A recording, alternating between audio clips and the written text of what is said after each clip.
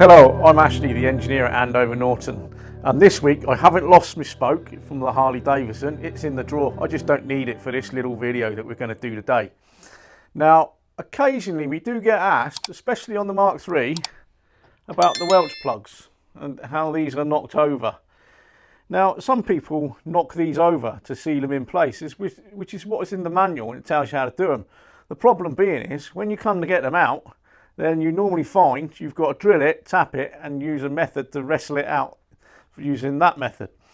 Some people put a Welch plug in on the left-hand side of the bike, nearest the primary drive, and then what they do with the other side is not knock this one over, but they push it into the gap, which I'll show in a minute, and then they seal it with adhesive silicone to keep it in there. It makes dismantling the swinging arm a lot easier in future if you need to do it, because you can take the pin out and knock the other plug out from the side when you've got it up on the bench.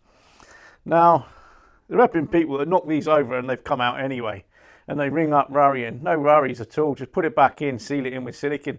It's a decent way of doing it. Many older Mark III owners already do this, but we see more and more new owners of Mark IIIs because of the left-hand gear change. Now, that solves that problem. Now, occasionally we do see these on other swinging arms as well on the pre-Mark III. How they fit them in or what they've done to get it or modify it to use it, I don't know. But we do see them. Mainly Mark III, but once or twice a year someone will ring up. I need some Mark III Welch plugs from my 1973 Commando. Who knows? Now, another thing that's also cropping up is that people are ringing up with orders to myself and Simon. Now, as you can imagine, myself and Simon are here to predominantly put parts on the shelf. Yes, we do the technical side and we can take orders. Now, the thing being is if you've just rung up and we've taken an order, we put that order there, and of course, by the time we've put the phone down, it rings again. It's someone else with another order. Now, the problem being is that order is not gone on the system, and by the time the phone stops ringing, sometime later in the day, I've got a pile of orders to put on the system. In the meantime, there's another 50, 60 orders just going onto the system, and yours is going to be behind that.